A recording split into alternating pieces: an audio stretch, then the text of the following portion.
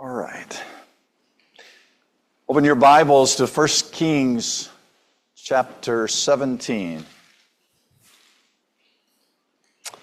1 Kings chapter 17. This quarter, we are spending the entire quarter looking at the days of Elijah, and we will be looking primarily at events in the life of the prophet Elijah and also in the life of the prophet Elisha. The days of Elijah.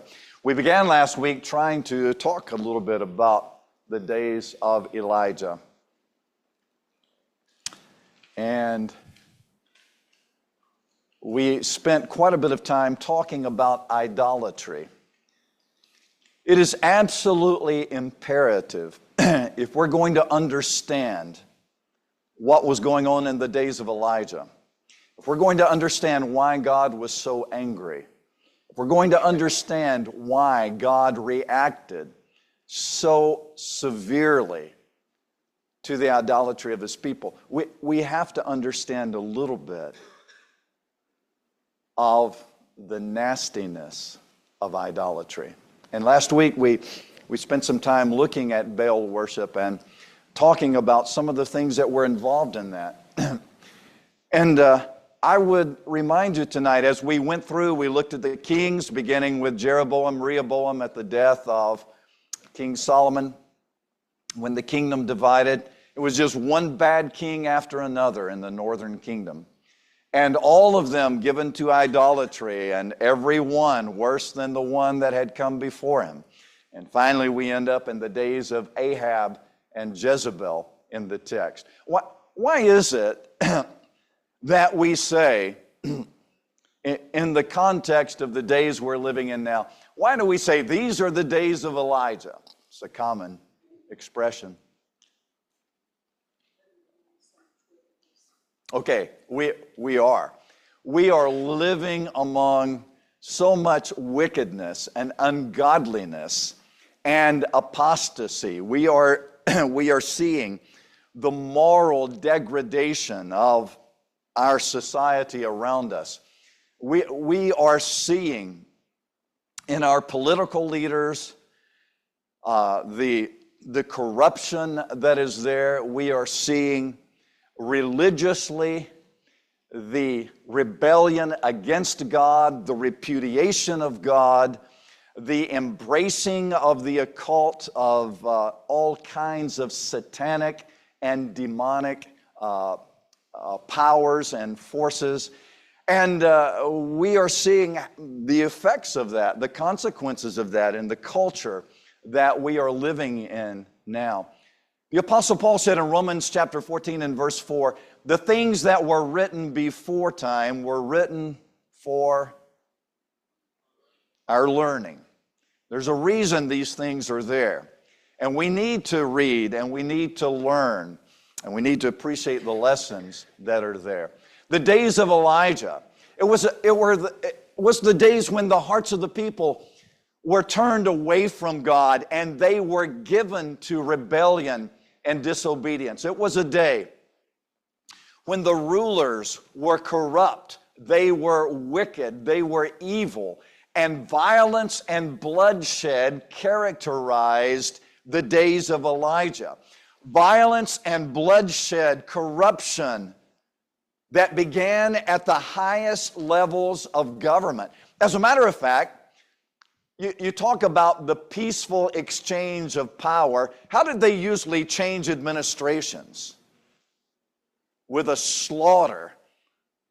Not only a slaughter of the former king, but of every family member, his friends, his neighbors, his butler, his maid, everybody that was close to him. No respect for life. It was a time of the worship of the Baal and the Asherah. And we talked about the pagan worship last week. In the Bible, when God is expressing his hatred for idolatry, he's not talking about some carved out little figurine that somebody put on their shelf and they go by during the day and they nod their head to it. Idolatry was much more than a little carved out figurine.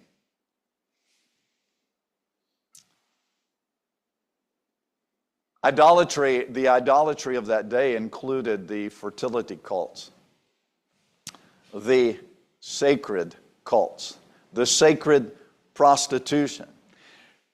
These are realities associated with idolatry that did not end in the 9th century BC, or in the 8th century BC, or in the 7th century BC, all the way down to the 1st century BC, because when you get to the 1st century AD and you go into the Mediterranean basin and you begin to explore the realities of the Greek culture now in the Roman Empire, and you go to a city like Corinth, and what do you find there? What do you find in Corinth there, Brad? It's gone. It's devastated. And what was there was all kinds of idolatry associated with Aphrodite worship and others. And historians tell us that on any given night, 1,000 cultic prostitutes would descend from the temples into the city. Why? It's a way of communing with the gods and a way of enriching the temples and the shrines. The degradation and the perversion and the cultic orgies of the days of Elijah involved all kinds of horrible things. Child sacrifice was practiced openly. I want to remind you of something. All of those things we talked about, this is what God's people were doing. You realize that? We're not talking about just a nation. These are the children of Abraham. This is what they were doing. Imagine those that didn't know the God of Abraham, Isaac, and Jacob. Imagine how they were living. Do you remember Genesis chapter 6? What God said about the utter degradation of the mind, heart, and lives of the people of that day? Every thought and imagination of the heart was what? Evil. Only evil. Continually. This is what God's people were involved in. Imagine the people that weren't religious. The people, they were religious in another way, but the people who were not the people of the law, those who had the law of Moses. Do you remember in Romans chapter 4, the Apostle Paul is going to address the faith of Abraham, Romans chapter 2 as well. And he's going to remind them, look, you are the Jews. And in chapter 1, you remember Paul condemns the Gentiles because they refused to have God in their knowledge. They were reprobates beyond reprobates. Paul gets to chapter 2. And he essentially said to the Jews, just stop the amens.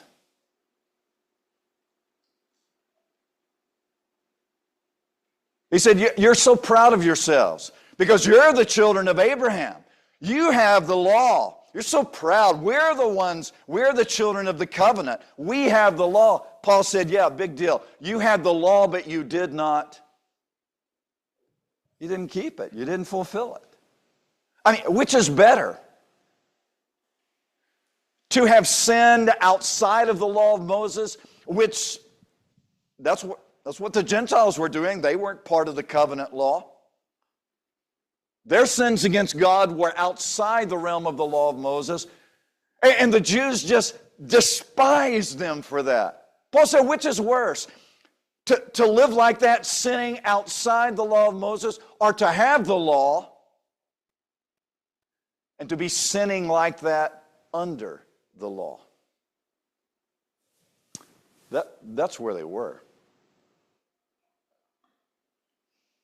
In the days of Elijah, 9th century BC, Elijah lived somewhere around 900 to 850 BC. In the 38th year of Asa, king of Judah, Ahab, the son of Omri, began to reign over Israel, and Ahab, the son of Omri, reigned over Israel and Samaria 22 years. I don't want you to forget that. In the Old Testament, there is not a king whose name is associated with more filth and degradation than that of Ahab and his wife Jezebel. But I'm reminding you how long God allowed him on the throne. Can you explain that? Somebody who was so wicked. These are the children of Abraham. These are Israelites. God let this man rule for 22 years. Why?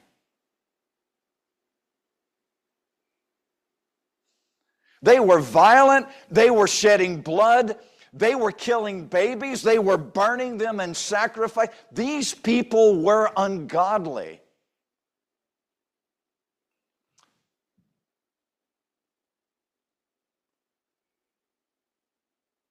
What about the people? They were ungodly. What did the Apostle Paul remind Christians of in Romans chapter 1? He said, you want to live like that? You want to refuse to have God in your knowledge? Do you think God is going to come with an army, with guns and knives and swords, and He's going to force you to let Him into your heart? No. You don't want to have God in your mind? Guess what? You don't have to. What's God going to allow you to do? He's going to let you to harden your heart. You don't have to believe in Him. You don't have to serve Him. He's going to let you live just the way you are demanding that you be free to live, and you're going to reap the just recompense of your choices. And that's what Romans 1 is all about. And it's a nasty picture.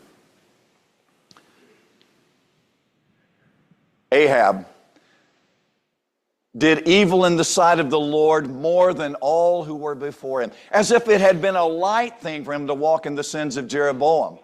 He took for his wife Jezebel, the son of Ethbaal.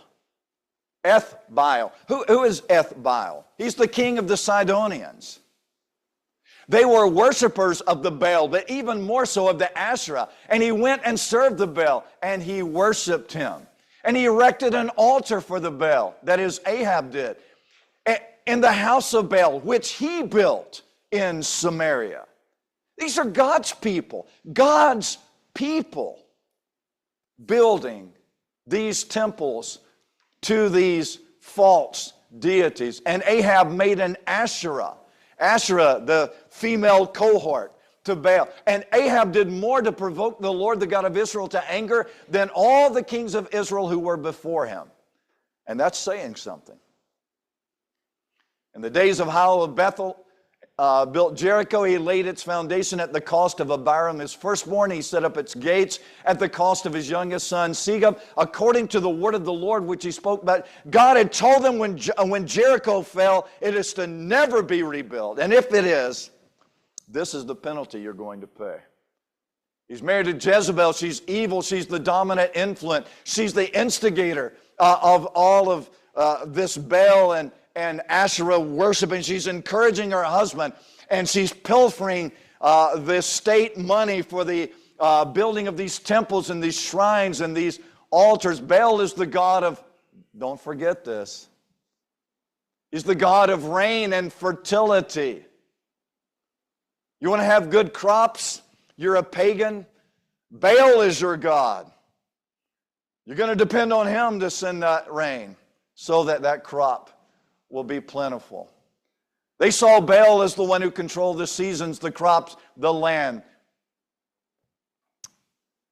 And the Asherah. And in the midst of all of this, suddenly, without any introduction, chapter 17 and verse 1, now Elijah the Tishbite of Tishbe in Gilead said to Ahab, as the Lord, the God of Israel, lives, before whom I stand, there shall be neither dew nor rain in these years, except by my word. Okay, so then he ran for his life, as God instructed him to. Jesus later referred to this. We talked about all of this last week. And we're going to talk about three major life lessons from 1 Kings chapter 17. These first, actually 8 verses. Verse 7, 8 verses. We're going to talk about the necessity of confrontation, the reality of God's sovereignty, and the importance of His providence. Those are our three life lessons from this text. When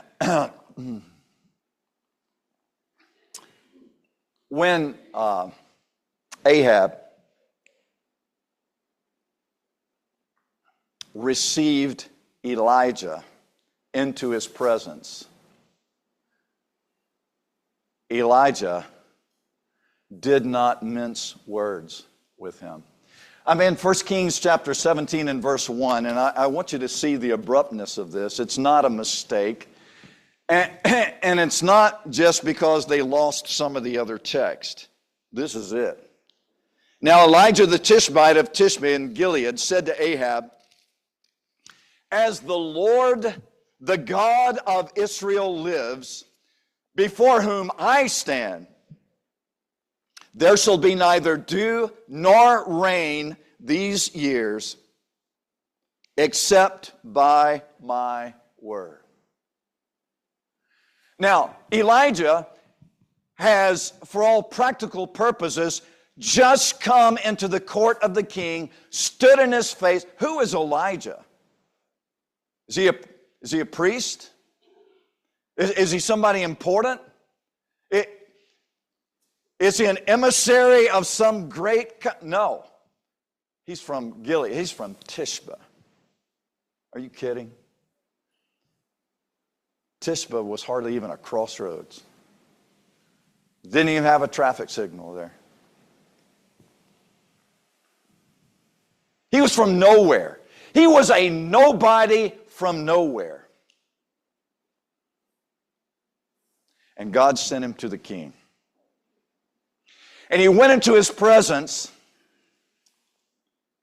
Now, in chapter 16, we just read, what's Ahab been doing with all of this tax money from the people? He's been building religious things, all right. What's he been building? The house of Baal.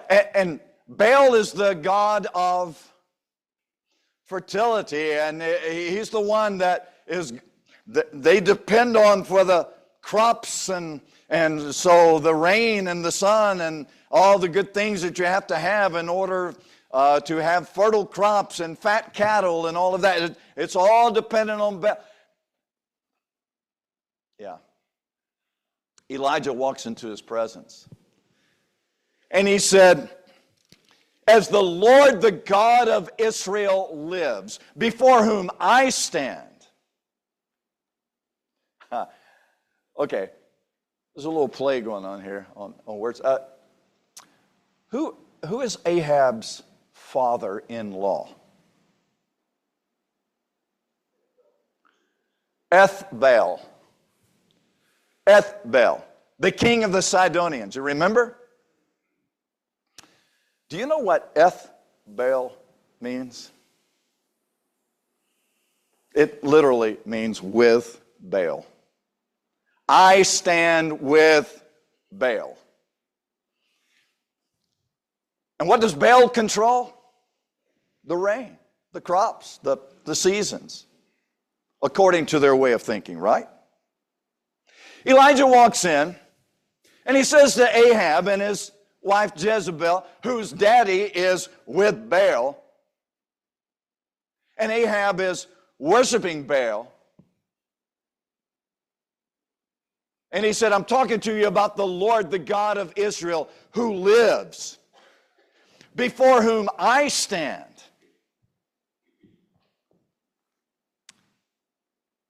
And then what does he challenge him with?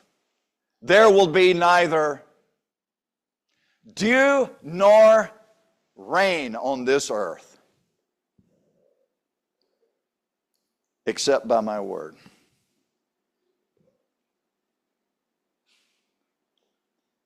Now, Elijah has just slapped someone in the face.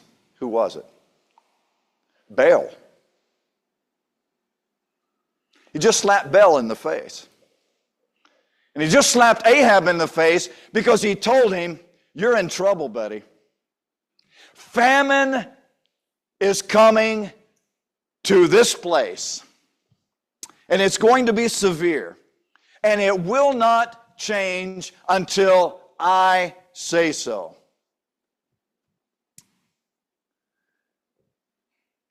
And you may imagine that Ahab wasn't very happy, and Elijah had to run for his life. And as a matter of fact, you know, when the word of the Lord came to him, the Lord didn't say to him, oh, Elijah, I'm so proud of you. You did such a good job. Don't you worry. I'm going to take care of you. You don't have to go anywhere. You did exactly what I told you. Life's going to be good. I'm not going to let him hurt you. What did God say to Elijah? He said, run for your life. He's going to kill you.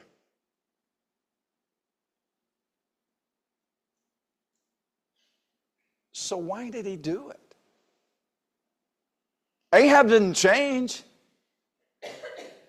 And Elijah's life is on the line now. So why did he do it? You know why? Because there comes a time when evil has to be confronted. There comes a time when God's people have to stand up and say, it is not right.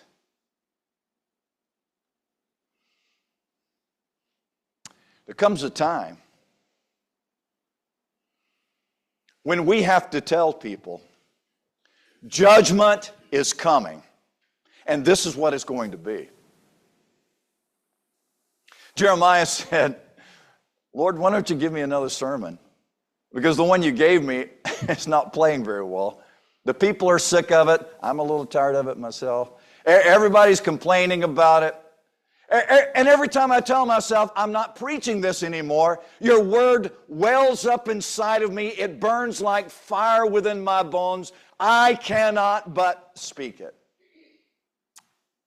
Yeah. It was the word of confrontation and judgment. Confronting evil involves making a righteous judgment about evil. Now, why do I say that?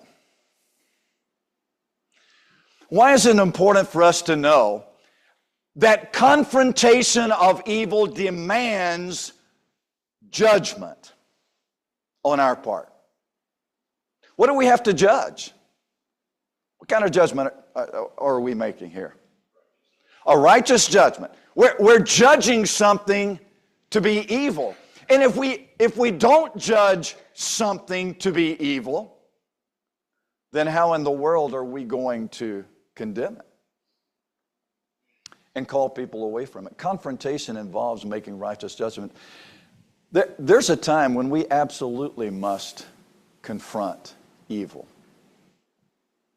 And confrontation involves making righteous judgments about others. I'll tell you, people say, well, you know, the Bible says, judge not that you be not judged. The Bible does say that. Just keep on reading. Because if you're quoting that and trying to leave the impression that that means, oh, we can't make any kind of judgments about any behavior or about anybody engaged in that behavior, then you're wrong, biblically speaking. You're wrong, because that's not what the Bible teaches. The Bible doesn't just teach that, well, maybe it's okay. Maybe you could. No, the Bible doesn't teach that either. The Bible demands righteous judgments be made. It's not a choice. This isn't something about, oh, we can't judge people. Oh, yes, we can. We must. We must. But we must judge righteous judgment. Do you remember Leviticus 19, verse 15? I want you to know this wasn't something novel in the New Testament. In the Old Testament, they had to deal with this as well. You shall do no unrighteousness in judgment. Thou shalt not respect the person of the poor, nor honor the person of the mighty. But in righteousness you shall judge your neighbor. Does that say, oh, you better not judge? God doesn't want you to judge people. Is that what it says? That is not what it says. Deuteronomy 1 and verse 16. And I charged your judges at that time, saying, hear the causes between your brethren, and judge righteously between a man and his brother. Did God say, no, you can't judge. You can't judge one way or the other? No, God did not say that. Zechariah chapter 7, verse 9. Thus hath Jehovah of hosts spoken, saying, execute true judgment. Jesus said, do not judge according to appearance, but judge with righteous judgment. Now turn to Matthew chapter 7 very quickly. Let me just make this point.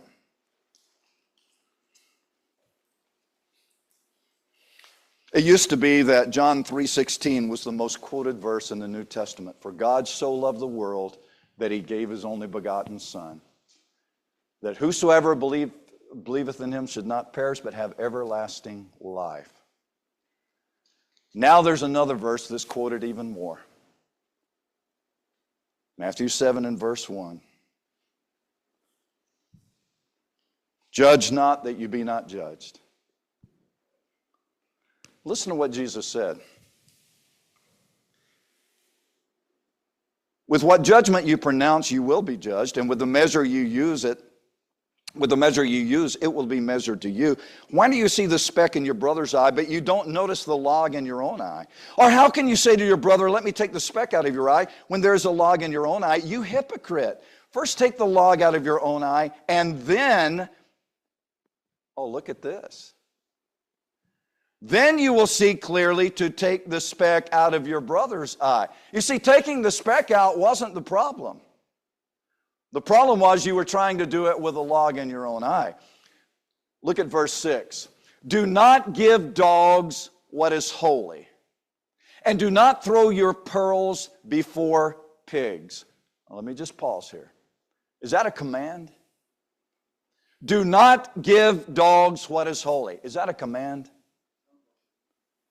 It sounds pretty much like a command, doesn't it? Sounds like a command. Don't give dogs what is holy. Don't throw your pearls before swine. Is there any way to keep that command without making a determination about who are the dogs and the swine? Do you see the problem here? When you take just the first few words of a long passage and you isolate them and you say, this is what Jesus said. Yeah, read what he said. He's not saying that you can't judge at all. As a matter of fact, by the time you get to the end of what he's saying, he is demanding that you make some judgments here. Then he's going to go on. Look at verse 15, because it gets more serious. Beware of false prophets. Okay, folks. If you're going to beware of a false prophet, you've got to make a judgment about who is a false prophet and who is not. Otherwise, that verse has no meaning to it. Do you see what I'm saying here? Confrontation. Somebody said, well, I just don't believe in judging other people. What are you saying? Are you saying that we don't discriminate between right and wrong, between righteousness and iniquity, between good and evil? There are times for the people of God when confrontation is absolutely essential. And the confrontation comes on the heels of righteous judgments that must be made. And so then that begs the question, then how are we going to know what a righteous judgment is? Where does it come from? Right here, right? The standard. The standard. So I'm saying to you tonight, be very careful about this. Elijah had to go and stand before the king and say something. Probably nobody really realized that it was wrong to burn babies on the altar of Molech, right? Are you kidding? Do you think no one knew? Do you think there was no understanding that these things were flying in the face of a holy and a righteous God? Of course they did. And here you have Elijah. He's a redneck from Gilead who had no formal training, as far as we know. He's just a country bumpkin. He shows up in the court of the king, and he blasts him. Somebody said, well, I just don't think he said it the right way.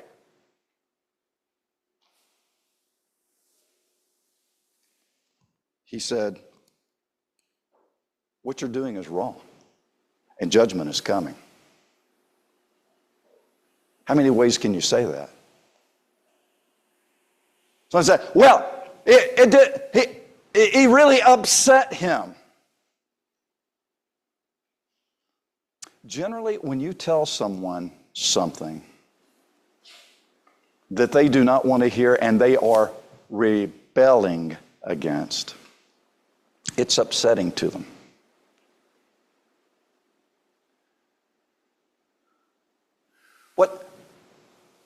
What is a way that you can tell a king that you have been so wicked and so evil that the God of heaven is about to strike you down? What's the way of saying that in a way that he's going to smile and thank you for it? Elijah had a task to do. And he did it. And the results were not so great. And if you're going to judge whether or not speaking truth, if you're going to judge it always based on the outcome, then you have to say, well, that probably wasn't a good idea. It probably wasn't a good choice. No, it was the right choice. And then he ran for his life.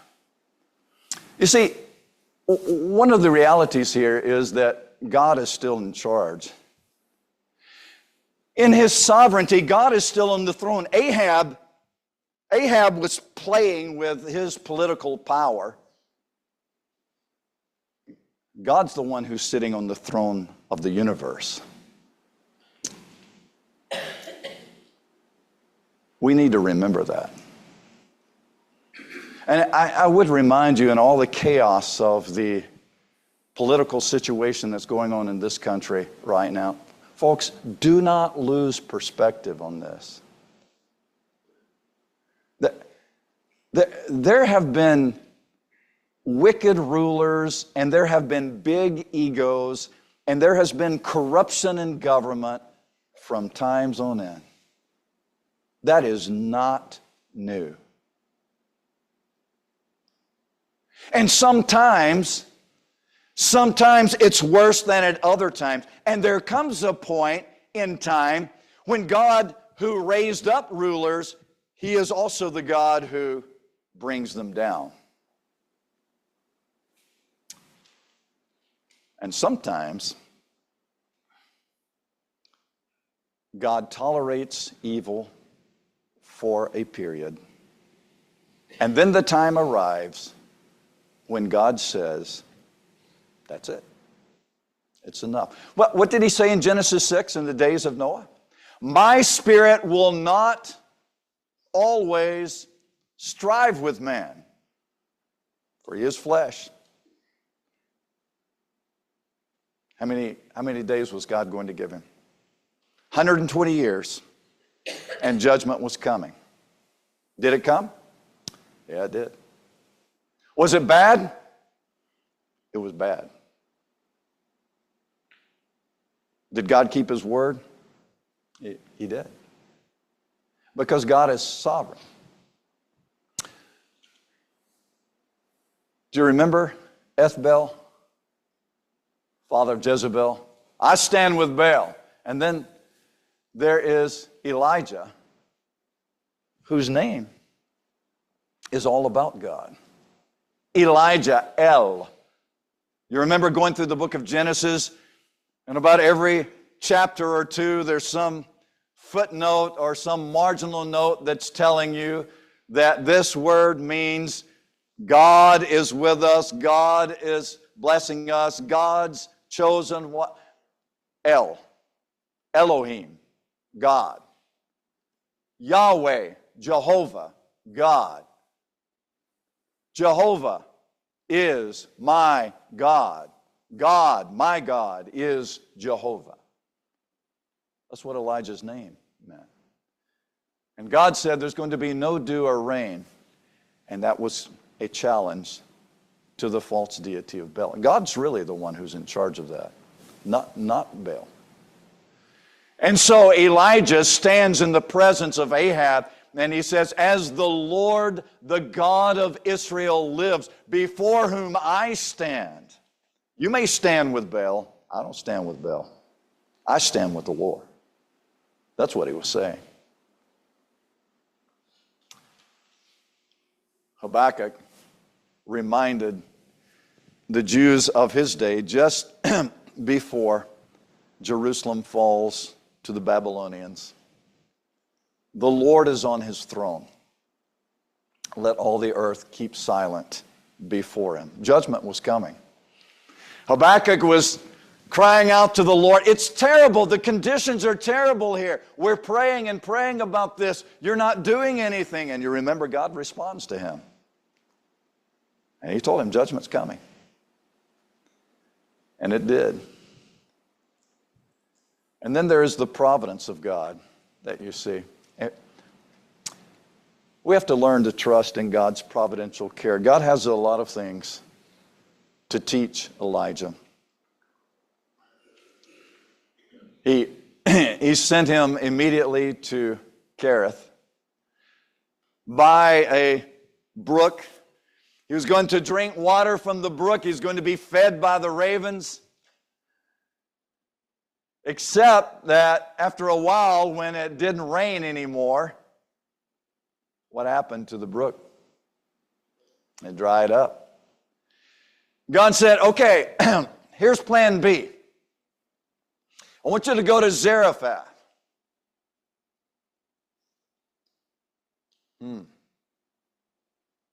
That in itself was strange. God said, I want you to go there and I want you to stay there. That's even stranger. Where is Zarephath? Oh, it's in Sidon. Have you ever heard of Sidon before? Ethbaal. He is going to Jezebel's backyard. She's from there. Her daddy is a big guy there. He's going there. And you remember what Jesus said in Luke chapter 4? Were there not widows in Israel at this time? There were.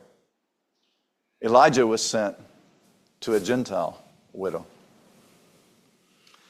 God tells him to go there. And he didn't tell him just to go there, But he told him to dwell there. Now, why do I emphasize that? I'm in 1 Kings chapter 17 and verse 9. Arise and go to Zarephath, which belongs to Sidon, and dwell there. Behold, I have commanded a widow there to feed you. What a strange thing. At first, and God's idea of taking care of Elijah, run for your life, live by the brook, drink water out of the stream, the birds will bring you something to eat. That's a strange way to live your life. And then he says, get out of this country. The providence of God. I want to remind you, as you're thinking about your own life and your own life situations, and when you're praying to God about your realities and about your problems, don't be presuming that you know how God's going to take care of you. Because you don't. And I just have to tell you that many, many times in the Bible, when God was taking care of His people and the storm was coming, and the storm was severe, and the people were praying to God, help us, look at this storm, help us. And God did not deliver them from the storm. But He stayed with them every step of the way through the storm. And that's what you see going on in the life of Elijah. God's providence does not necessitate resolving all conflict. I want you to remember that in your life. When you're praying for the providence of God, God, do something, take care of me, help me. God will take care of you, God will help you. But it doesn't mean that He's going to resolve every problem for you. Sometimes God doesn't deliver you immediately out of the storm. Sometimes He protects you through the storm. And He said to Elijah, go there and stay there. And I'll tell you, a lot of times that's just the problem. We don't want to stay there. Isaiah said, as he's talking to the people about God and His attitude toward His people, God was reminding them, my thoughts are not your thoughts, and my ways are not your ways. And we need to remember that. And we need to remember the words of the psalmist when he said, yea, though I walk through the valley of the shadow of death, I will fear no evil. Not because God is going to beam you out. The psalmist said, I will fear no evil because thou art with me. If I have to walk through the valley of the shadow of death, so be it. The important thing is that you are with me. Jesus said, look, if God so clothes the grass of the field, which today is alive and tomorrow is thrown in the oven, don't you think He'll take care of you, O ye of little faith? Of course He will. These are the days of Elijah. We're living in them now. We need to have the boldness of Elijah. We need to have the faith of Elijah. And we need to see with clarity the things that Elijah saw as God was working with him and through him in dealing with the reality of living a righteous life in the midst of an ungodly world. Folks, that's who we are. That's what we're trying to do. And that's why we're studying the days of Elijah. Thank you so much.